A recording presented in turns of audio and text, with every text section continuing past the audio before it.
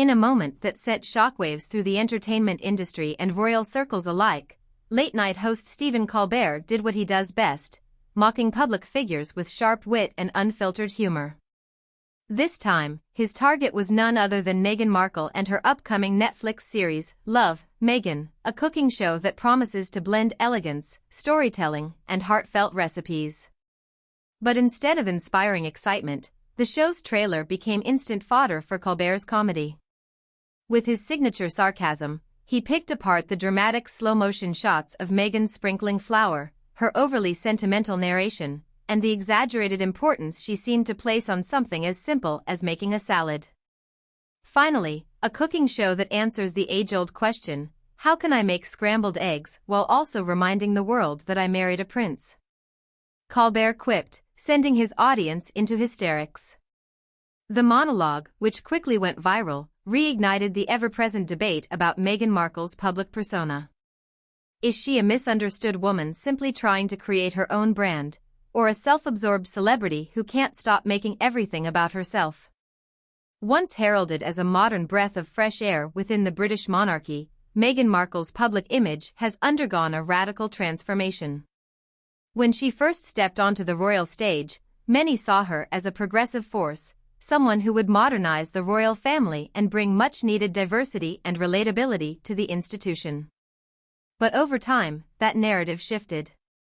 The carefully curated image of a strong, independent woman standing up against tradition began to crack under scrutiny.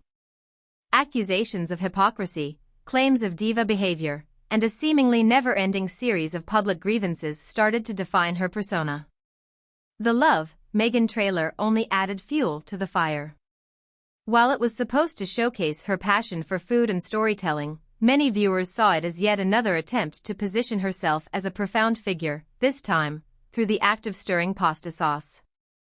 Colbert's takedown of the trailer highlighted a growing sentiment: Meghan Markle doesn't just want to be famous, she wants to be revered. And that distinction has made her one of the most polarizing figures of our time. One of the most persistent themes in Meghan's public life has been her relationship with the media. From the moment she entered the royal fold, tabloids scrutinized her every move, comparing her to Kate Middleton, analyzing her fashion choices, and dissecting every facial expression. To Meghan and her supporters, this was an unfair and racially charged attack, proof that the British press was unwilling to accept a biracial American actress as part of the royal family. To her critics, however, it was simply the price of fame, something every royal, especially one as outspoken as Meghan, should expect. The problem, as Colbert so effortlessly pointed out, is that Meghan often plays both sides. She denounces media intrusion while simultaneously courting the press when it benefits her brand. The Love, Meghan trailer is a perfect example, highly produced, emotionally manipulative, and clearly designed to generate headlines.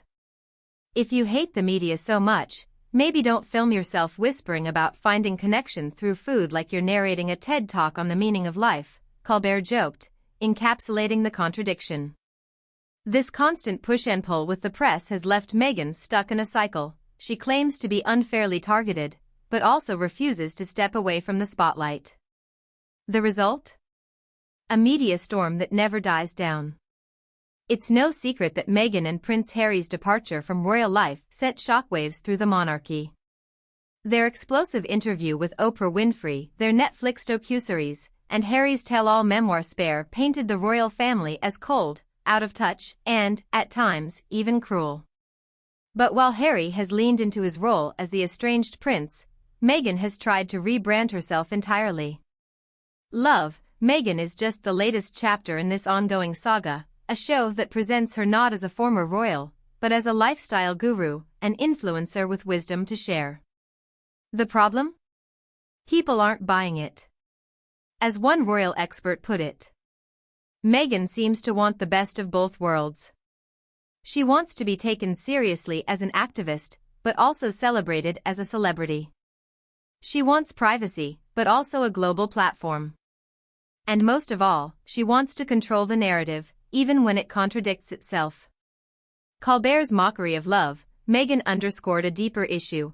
While the royal family remains one of the most scrutinized institutions in the world, Meghan has turned herself into a one-woman PR machine. And if the reaction to her cooking show is any indication, that strategy might be backfiring. It's easy to see why Meghan Markle initially captivated the public. She was beautiful, well-spoken, and had the kind of rags-to-riches story that Hollywood loves. But as her career has evolved, so has her approach to fame. She is no longer just an actress or a duchess, she is a brand. And in today's world, being a brand means constantly reinventing yourself, constantly selling something, constantly staying relevant. Colbert's takedown of her cooking show wasn't just about the absurdity of the trailer, it was about the larger-than-life persona Meghan has built.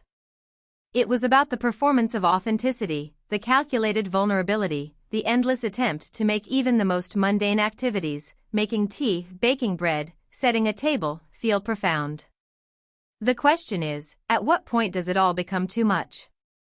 The most beloved public figures, whether in Hollywood, politics, or royalty, share one key trait: humility.